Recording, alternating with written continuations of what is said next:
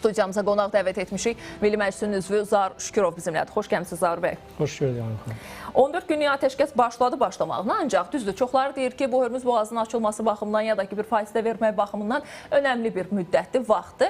Amma bu hər şeyin həll olunduğu demək deyil. Çünki bu da 14 gün ərzində çox şey ola bilər və ilkin mərhələdə təbii ki, Pakistanda, İslamabadda olan baş tutacaq bir görüşdür. Necə dəyərləndirirsiniz bugünkü görüşü? Ayhanur xanım, çox düzgün qeyd etdiniz ki, həqiqətən də bu atəşkəs rejimi, 14 günlük fasilə heç də bir müsbət nəticəyə gəlinəcək anlamına gəlmir. Bu bir başlanğıcdır.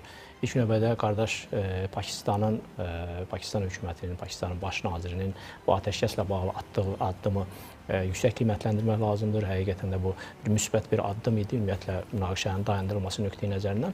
Amma siz bayaq bir məqama toxundunuz, İsrail faktorunu da unutmaq lazım deyil. Heç şübhəsiz ki, bu münaqişənin həllində ümumiyyətlə razılıq əldə edilməsində İsrailin hədəflərə nail olunması, ümumiyyətlə İsrail-İran arasında olan qarşılıqlı təhdid, hədəflər, bu məsələlər nəzərə alınmalıdır. Unutmayaq ki, İsrail tərəfi də atəşkəs rejimi elan olunduqdan dərhal sonra belə bir fikir səsləndirdi ki, biz hədəflərimizin əksəriyyətlə nail olmuşuq, amma nail olmadığımız hədəflər də var və bu hədəflərə istər hərbi, istər diplomatik yolla nail olmağa çalışacağıq. Bütün bunlar onu demək əsas verir ki, əgər 14 günlük fasilə müddətində aparılan danışıqlarda müəyyən mənada İsrailin tələbləri nəzərə alınmasa və ya qarşılıqlı şəkildə bir güzəşt addımları atılmasa İran və İsrail tərəfdən gözləmək olar ki, gələcəkdə yenə də hansısa şəkildə münaqişə alovlana bilər. Amma ABŞ tərəfinin verdiyi bəyanatlar ümidvericidir. Bilirik ki, 15 bənddən ibarət ABŞ tərəfi təkliflərini irəli sürmüşdür. İran tərəfinə bir müddət İran tərəfinin cavabı ləngidi, amma sonraki məqamda İran tərəfi özünün 10 bəndlik təklifini irəli sürdü və bu danışıqlar prosesində də bayaq siz də qeyd etdiniz, bir müəyyən mənada İran tərəfinin təklif etdiyi, irəli sürdüyü bu təşəbbüs, təkliflər bir çərçivə sənədi xarakteri daşıyır və masada da məhz həmin sənəd ətrafında müzakirələr aparılacaq. Amma bir ziddiyyətli məqam da ondan ibarətdir ki, İran Təhlükəsizlik Şurası həmin 10 bənddən ibarət təklifi səsləndirdikdən sonra xarici mətbuatda da bu təkliflər yer aldı, işıqlandırıldı. Amma müəyyən müddətdən sonra ABŞ tərəfi, ABŞ rəsmiləri yeni bir İran tərəfinin daha da təkmilləşdirilmiş, yəni müəyyən mənada ABC tərəfi üçün məqbul olan təkliflər irəli sürüldüyünü qeyd etdi. Yəni maksimalist təkliflər biraz yumşaldıldı və bu təkliflərin əksəriyyətinin də ABŞ tərəfi üçün məqbul olduğu qeyd olundu və qapalı şəraitdə keçən görüşlər zamanı bu təkliflər əsasında müzakirələrin aparılacağı bildirildi. Amma digər bir ziddiyyətli məqam isə ondan ibarətdir. ABŞ İran tərəfindən, İran nümayəndə heyətinə rəhbərlik edəcək belə bir fikirlər səsləndirir. İran parlamentinin sədri Qalibafın belə bir açıqlaması oldu ki, bizim irəli sürdüyümüz təkliflər içərisində yer almış Livanın bombalanmasının, atəşə tutulmasının dayandırılması məsələsi, İranın uranın zənginləşdirilməsi məsələsi və o cümlədən İran ərazisinə atəşlərin dayandırılması məsələsi, razılaşma pozulmuşdur İran ərazisində. İran ərazisində pilotsuz uçuş aparatları müşahidə edilmişdir. Livan ərazisi İsrail tərəfindən bombalanmışdır. O cümlədən də qeyd etdiyim kimi uranın zənginləşdirilməsi ilə bağlı İran tərəfinin irəli sürdüyü təkliflər məqbul hesab edilməmişdir. Bununla bağlı ABŞ-ın vitse-prezidenti Vensin Budapeştə səfəri çərçivəsində mətbuata verdiyi açıqlamada da Livanla bağlı belə bir fikir səsləndirdi ki, ümumiyyətlə Livan məsələsi gündəlikdə deyil idi, müzakirələrin gündəliyində deyil idi və bu məsələlər ancaq ABŞ, İran və ABŞ-ın regionda olan tərəfdaşları, yəni İsrail və o cümlədən Körfəz ölkələrinə şamil edilirdi. Livan məsələsi müzakirələrin mövzusu deyil idi, amma bütün bunlar onu göstərir ki, yenə də ziddiyyətli məqamlar mövcuddur. Bayaq siz qeyd etdiniz, İranın Pakistandakı səfirinin açıqlamasına istinad edərək ki, bugün görüşün baş tutması, yəni nümayəndə heyətinin Pakistana səfəri nəzərdə tutulur. Ümid edək ki, bu səfər baş tutacaq, danışıqlar baş tutacaq. Çünki İranın səfirinin sosial şəbəkəsindəki həmin açıqlamasına müəyyən müddət sonra həmin məlumat silinib, artıq həmin məlumat mövcud deyil. Bu da müəyyən məqamlardan sual mı yaradır, şübhələr mı yaradır ki, olmaya bilərmi? Bunun silinmə müəyyən mümkündür. Yəni bunun birbaşa İsraillə əlaqəsi ola bilər. bilərəm. Çünki Donald Trumpın son açıqlaması oldu ki, biz də dəstəkləyirik İsraili Livanla bağlı məqamda. Amma Böyük Britaniyadan da çağırış gəldi ki, biz də istəyirik ki, Livan məsələn sonra daxil edilsin deyə danışıqlara. ABŞ və ABŞ tərəfdaşları müəyyən mənada danışıqlar prosesinin davam etməsində maraqlıdır və unutmayaq ki, biz ABŞ tərəfinin 15 bənddən ibarət təklif irəli sürüldükdən sonra İran tərəfinin heç də bu danışıqlar, ümumiyyətlə atəşkəs rejimində danışıqlara başlamaqla bağlı hər hansısa bir niyyətini müşahidə etmirdik. Amma İran tərəfinin irəli sürdüyü təklifin ABŞ tərəfindən müəyyən mənada məqbul hesab edildiyi, bəyan edildikdən sonra İran tərəfini danışıqlar masasına cəlb etmək mümkün oldu. Məqbul olan tərəf sizcə hansıdır bu 10 bənddən? Dünən əgər Pitexedin, üzr istəyirəm sözünüzü kəsirəm, brifinqində verdiyi açıqlamadan belə nəticə gəlmək olarmı ki, Uranla bağlı məsələdə Uranla bağlı müəyyən qədər, əslində ABŞ tərəfinin verdiyi 15 təklifin içərisində İranın müəyyən səviyyəyə qədər zənginləşdirilməsi məsələsi yer almışdır. O cümlədən Uranın ümumiyyətlə Uranla bağlı, nüvə tədqiqatlarına bağlı bütün proseslərin Atom Enerjisi üzrə Beynəlxalq Agentliyin nəzarətinə verilməsi məsələsi var idi. Amma müəyyən açıqlamalar, mətbuata istinadən deyə bilərəm ki, müəyyən açıqlamalar da verildi. Bundan sonraki Uranın zənginləşdirilməsi məsələsi ilə bağlı müəyyən kompromislərə getmək mümkündür. Amma bu nə anlamına gəlir? Ümumiyyətlə, təbii ki, nüvə silahının istehsalı ilə bağlı bu məsələ heç də məqbul deyil və ABŞ tərəfi İsrail tərəfi üçün heç vaxt məqbul hesab edilə bilməz. Burada iki istiqamətdə açıqlamalar əslində bizim bir növdə belə fikirlərimizi, düşüncələrimizi də qarışdırır. Yəni deyə bilər ki, konkret, dəqiq bir nəticəyə də vara bilmirik əslində. Ona görə mümkün ehtimallardan həm Birləşmiş Ştatlar tərəfindən, həm də İran tərəfindən dəyərləndirməyə çalışırıq. Bəli, Pitexed dünən dedi ki, İran bəli dayandırır.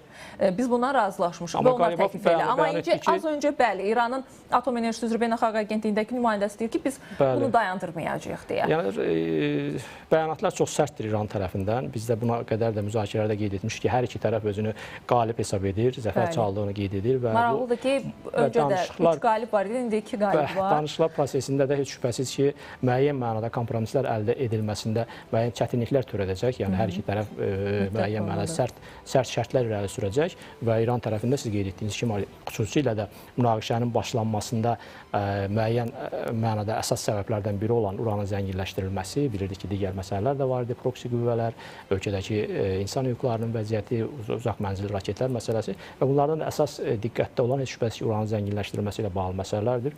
İran tərəfi sərt mövqeyini bəyan edir. Aydındır, ABŞ tərəfi bayaq mən qeyd etdim, müəyyən mənada kompromislərə nail olmağın mümkünlüyünü qeyd edir. Amma İndi başlayıb danışıqlar prosesi. Hələ biz ehtimal edirik ki, bugün nümayəndə heyətlərinin Pakistanın vasitəçiliyi ilə görüşü baş tutacaq.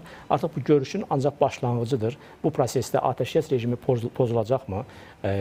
Məlumdur ki, İran tərəfi bəyan etdi, Livanın atəşə tutulmasından sonra Hörmüz boğazının bağlanması ilə bağlı müəyyən qədər bir fikirlər səsləndirdi ki, əgər bu şəkildə olacaqsa, biz Hörmüz boğazını yenidən bağlayacağıq. Amma əslində bəhanə kimi də istifadə edirlərmi? Təbii ki, ABŞ tərəfinin şərti də ümumiyyətlə danışıqlar prosesinə başlanması ilə bağlı ABŞ tərəfində ilk əsas şərti Hörmüz boğazının açılması ilə bağlıdır.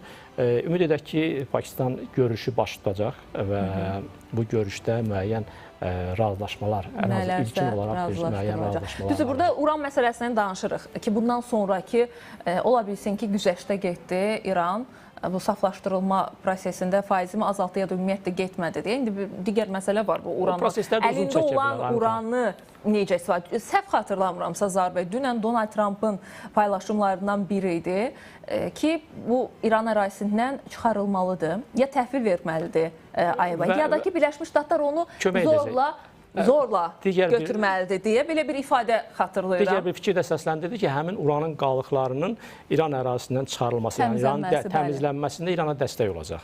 Belə bir fikir də səsləndirildi. Fərqli fikirlər səsləndirir. Mətbuata mən istinad edirəm. Yəni konkret olaraq ABŞ prezidenti Donald Trumpın sosial şəbəkə hesabına yox, mətbuatda belə bir fikir səsləndirdi ki, əslində 15 bənddən ibarət təklifdə, ABŞ tərəfinin irəli sürdüyü təklifdə buna oxşar məqamlar da yer almışdır ki, gələcəkdə İranın nüvə tədqiqatları prosesində ABŞ-ın da iştirak edəcəyini mümkünlüyü bildirirdi. Amma artıq o 15 bəndlik təklif artıq tarixdə qaldı müəyyən mənada. Yəni onların əsasında, o cümlədən İran tərəfinin təklif etdiyi təkliflər əsasında yeni təkliflər paketi, belə deyək, çərçivə sənədi müzakirə stolunun üzərindədir, müzakirə masasının üzərindədir və bunun əsasında düşünülür ki, danışıqlar davam etdiriləcək, amma yenə də ziddiyyətli məqam heç şübhəsiz ki, uranın zənginləşdirilməsi məsələsi ilə bağlıdır və o cümlədən də bu danışıqlar prosesində İsrailin sərgiləyəcəyi mövqeyi ilə bağlıdır ki, bayaq siz də qeyd etdiniz, mən də təkrar olaraq onu vurguladım ki, İsrail faktorunu da bu prosesdə unutmaq olmaz.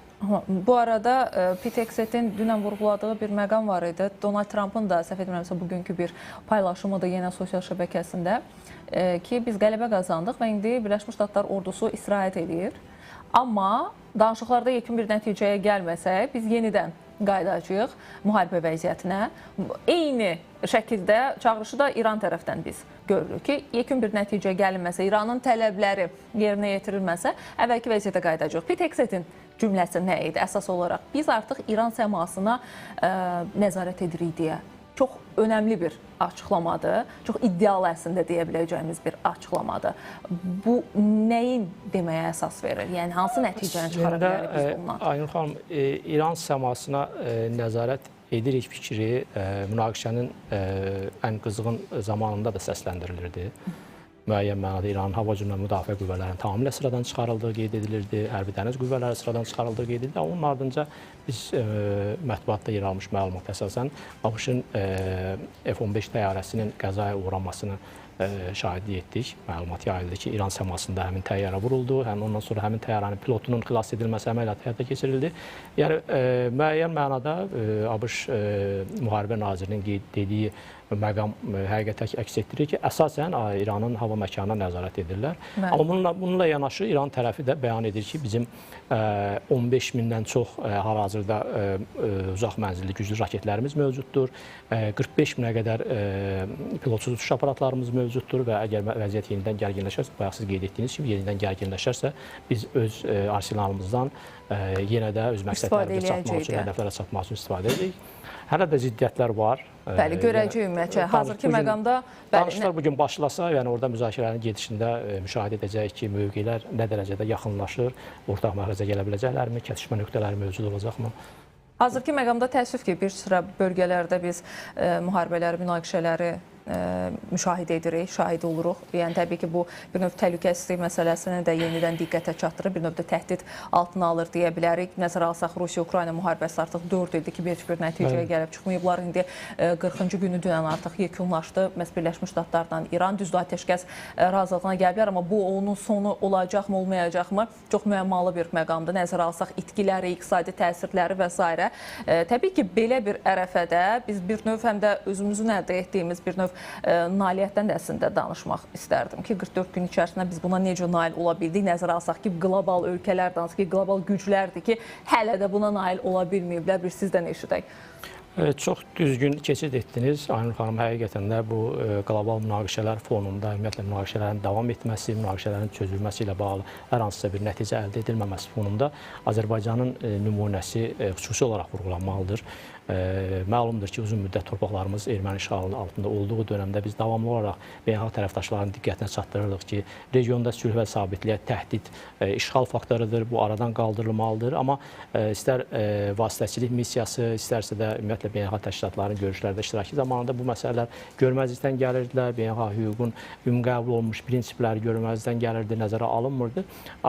2016-cı ildə bu il 10 illiyini qeyd etdiyimiz aprel döyüşləri zamanı Azərbaycan bir növ beynəlxalq ictimaiyyətə bir ismarış verdi ki, əgər məsələnin sülh yolu ilə həlli mümkün olmasa, beynəlxalq tərəfdaşlar, beynəlxalq vasitəçilər bu məsələdə öz dəstəyini nümayiş etdirməsə, bu məsələnin hərbi yolla da həlli mümkündür və biz öz gücümüzü, ordumuzun qüdrətini, gücünü bilavasitə həmin 2016-cı il aprel döyüşləri zamanı nümayiş etdirdik. Amma ondan sonraki dönəmdə biz müşahidə etdik. Yenə erməni tərəfi istər Ermənistan olsun, istər Qarabağ bölgəsində yerləşdirilmiş separatçılar olsun, azğınlaşmış bəyanatlarla çıxış edirdilər. Hətta Ermənistan Müdafiə Naziri yeni torpaqlar naminə yeni müharibə belə bir bəyanat da səsləndirildi. Ondan sonraki dönəmdə də sentyabrda Ermənistanın növbəti təxribatlarına cavab olaraq biz 44 günlük Vətən müharibəsi nəticəsində torpaqlarımızı işğaldan azad etdik. Bu ərazi hamıya məlumdur. Ərazi təxminən Livanın ərazisi boyda bir böyük bir ərazidir və 44 günlük müharibə nəticəsində və ondan sonraki 2023-cü ildə bir günlük antiterror tədbirləri tədbirlər nəticəsində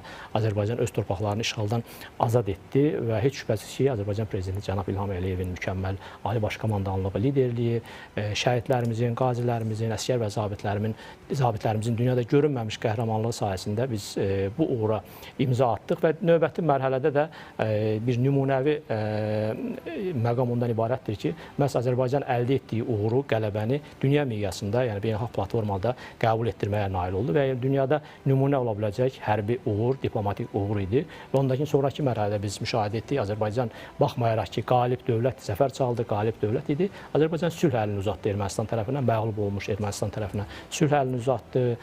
Kommunikasiyaların açılması, indiyə qədər məhdudiyyətlər tətbiq edilirdi. Məlumdur ki, Ermənistanın işğalçılıq siyasəti nəticəsində və Ermənistanla ümumiyyətlə kommunikasiyaların açılması, Ermənistana daşınan yüklərlə məhdudiyyətin aradan qaldırılması ilə bağlı addımlar atıldı. Bu da yenə də humanizm nümunəsi idi. Azərbaycan lideri tərəfindən, Azərbaycan dövləti tərəfindən göstərilmiş humanizm nümunəsi və digər tərəfdən isə Azərbaycan müəyyən mənada nəinki regionda sülhün və sabitliyin, ümumiyyətlə inkişafa bir töhfə verdi. O cümlədən də məğlub olmuş Ermənistan üçün, Ermənistan inkişafı üçün müəyyən qədər bir imkan yaratdı və düşünürəm ki, ümid edək ki, Ermənistan tərəfi də bu imkandan yararlanaraq nəinki ölkənin və ümumilikdə regionun inkişafına töhfə verəcək müəyyən bir addımlar atacaq.